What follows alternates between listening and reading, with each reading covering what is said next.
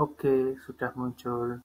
Ya, di sini saya ingin menyampaikan materi yaitu tentang graphic design for industrial needs atau mungkin lebih dikenal desain grafis untuk kebutuhan industri.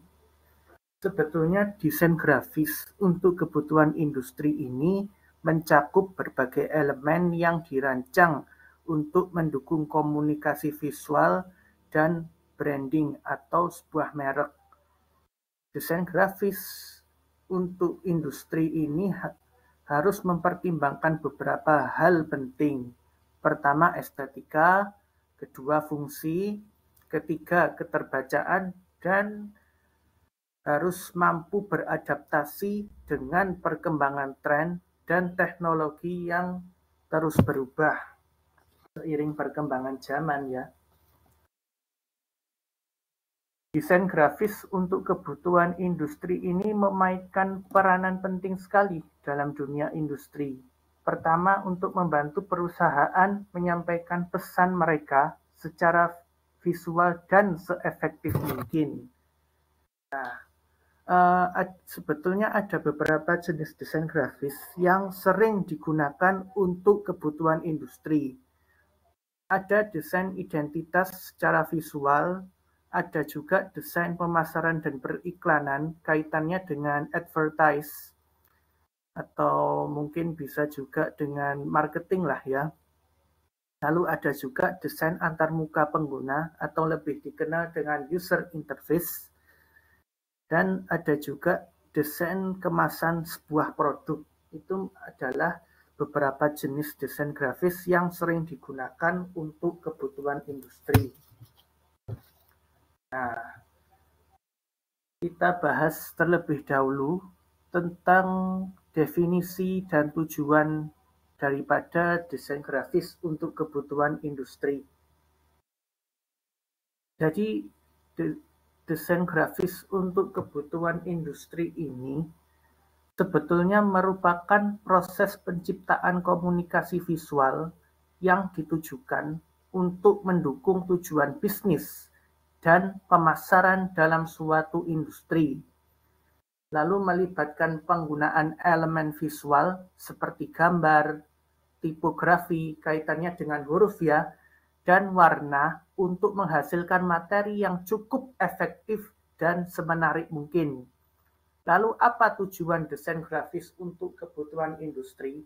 Tujuannya antara lain yaitu untuk meningkatkan identitas brand atau sebuah merek, lalu menarik perhatian konsumen dan menyampaikan informasi dengan sejelas dan seefektif mungkin. Jadi desain grafis untuk kebutuhan industri ini apa ya? Tujuannya yaitu meningkatkan identitas merek atau identitas sebuah brand ini. Brand atau merek ini harus memiliki identitas yang baik dan menarik perhatian konsumen serta bisa menyampaikan informasi. Informasi yang dimaksud apa? Ya, informasi tentang suatu brand itu tadi kepada konsumen disampaikan dengan sejelas mungkin dan semenarik mungkin.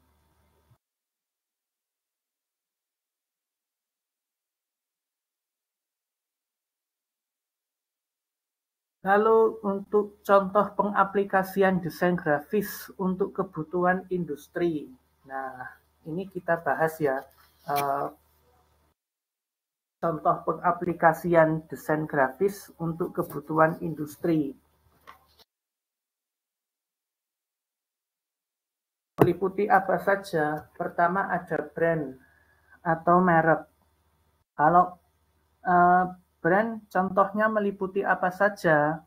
Yang pertama itu contohnya seperti logo, lalu ada kartu nama, ya. Logo itu ya desainnya harus seperti apa? Desainnya harus unik dan representatif untuk sebuah merek.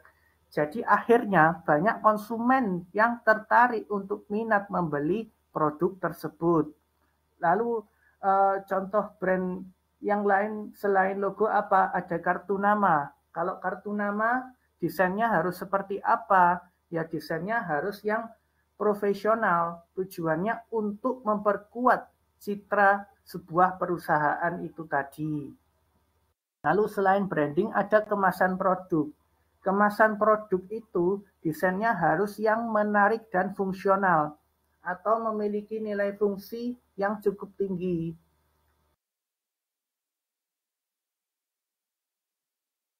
Lalu ada juga selain kemasan produk ada materi iklan ya. Materi iklan ini contohnya meliputi poster, lalu spanduk ya.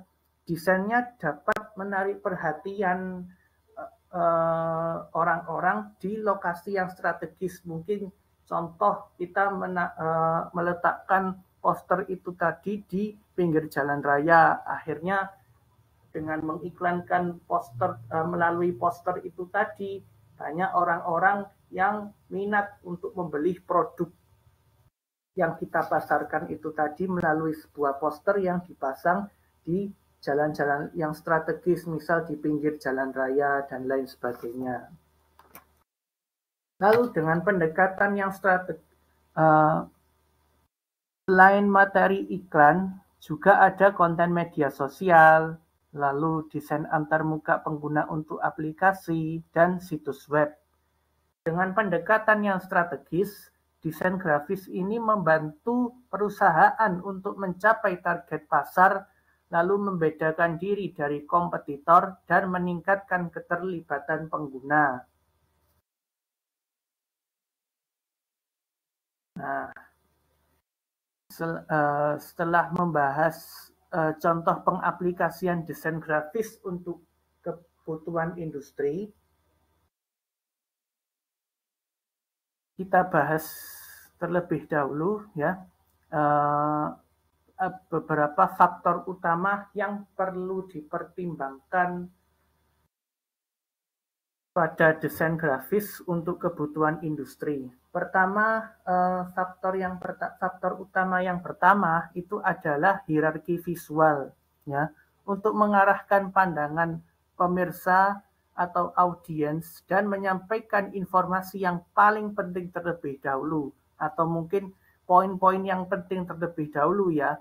Hal ini dapat dicapai melalui penggunaan pilihan ukuran, lalu warna, dan style teks ataupun tulisan. Lalu faktor utama yang kedua adalah warna. Warna ini merupakan alat yang ampuh untuk menciptakan desain grafis. Lalu dapat menciptakan suasana hati dan membantu mengkomunikasikan suatu pesan. Jika digunakan secara efektif, warna ini dapat membuat desain benar-benar menonjol. Jadi warna ini merupakan inti daripada desain. Kalau tidak ada warna, maka desain tersebut bisa dikatakan mati ya, atau mungkin tidak hidup lah ya, istilahnya seperti itu. Lalu faktor utama yang ketiga adalah tipografi. Tipografi ini kaitannya dengan huruf ya. Kalau menggunakan tipografi secara efektif, pilihlah font atau style ya, style hurufnya itu yang sesuai dengan pesan daripada suatu audiens ya. Lalu pemilihan font yang sangat penting dalam desain grafis ini karena dapat membantu membangun hierarki informasi dan menambah daya tarik visual pada suatu desain ya. Lalu setelah kita membahas faktor utama desain grafis untuk kebutuhan industri, selanjutnya kita bahas mengenai dampaknya desain grafis untuk kebutuhan industri, baik itu dari sisi secara positif ataupun secara negatif ya.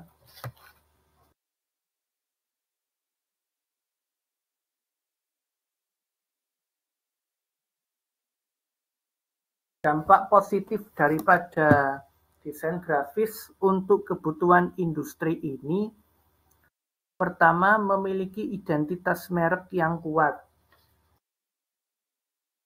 Identitas merek yang kuat itu Jadi desain grafis dapat membantu perusahaan membangun citra merek yang konsisten dan mudah dikenali, ya, terutama dikenali oleh banyak masyarakat, lalu dikenali oleh banyak konsumen yang membeli produk-produk kita, ya. Lalu dampak positif yang kedua apa?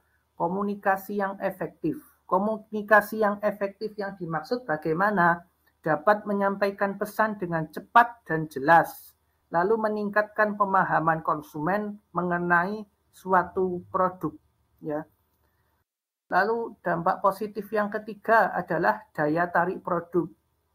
Desain kemasan serta materi promosi yang menarik ini dapat meningkatkan minat konsumen untuk membeli produk dan mendorong penjualan, ya. Jadi daya tarik produk ini kita harus membuat desain kemasan yang semenarik mungkin, lalu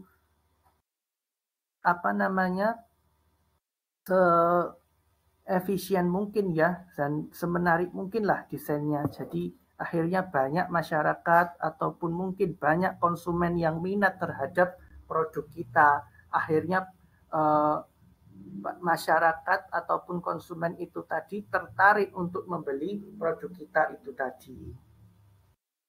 Lalu untuk dampak positif yang keempat adalah peningkatan pengalaman pengguna. Jadi desain grafis yang baik itu dapat meningkatkan navigasi dan interaksi pengguna, lalu membuat mereka, para pengguna itu tadi, lebih nyaman, ya. Lalu dampak positif yang kelima selanjutnya adalah inovasi dan kreativitas. Desain mendorong ide-ide baru, lalu mendorong gagasan baru, dan pendekatan kreatif untuk memecahkan sebuah problem atau sebuah masalah kaitannya dalam hal pemasaran dan komunikasi. Lalu untuk dampak positif yang terakhir adalah kesadaran sosial. Kesadaran sosial ini digunakan untuk menyampaikan pesan sosial dan menginspirasi perubahan secara positif. Lalu kita bahas dampak negatif daripada desain grafis untuk kebutuhan industri. Yang pertama adalah overdesign. Overdesign yang dimaksud ini adalah terlalu banyak elemen visual yang membingungkan dan mengalihkan perhatian dari pesan utama. Lalu stereotip dan stigma. Desain yang tidak sensitif dapat perpetuasi stereotip negatif atau bisa menciptakan stigma tertentu dalam masyarakat, ya. Lalu dampak negatif selanjutnya adalah mengenai biaya. Investasi itu dalam desain sangat yang berkualitas itu dapat mahal dan tidak semua perusahaan kecil itu mampu membiayai, ya. Lalu dampak negatif yang berikutnya adalah mengenai dampak lingkungan. Proses produksi bahan desain seperti cetakan itu dapat berdampak negatif terhadap lingkungan jika tidak dikelola dengan sebaik mungkin, ya. Jadi dampaknya terhadap lingkungan ini sangat berdampak sekali, ya. Kalau tidak dikelola dengan baik. Lalu dampak negatif selanjutnya adalah plagiarisme. Nah, plagiarisme ini kaitannya meniru, ya. Jadi jiplak punya orang, ya, tapi dia tidak memperhatikan hak ciptanya itu tadi. Jadi niru tanpa sepengetahuan orang tersebut dan tidak memperhatikan hak ciptanya itu tadi bagaimana. Akhirnya kan terjadi kesalahpahaman, ya. Nah, ini saya jelaskan tentang plagiarisme ini. Jadi plagiarisme ini ketidakpahaman tentang hak cipta itu tadi. yang dapat menyebabkan pelanggaran, di mana desain yang terinspirasi ini bisa menyalahi hak-hak orang lain. Lalu dampak negatif yang terakhir adalah ketergantungan pada visual. Terlalu mengandalkan desain ini juga dapat mengurangi pentingnya konten yang berkualitas dalam sebuah komunikasi. Oke, sebelum saya akhiri mungkin ada yang ditanyakan terlebih dahulu.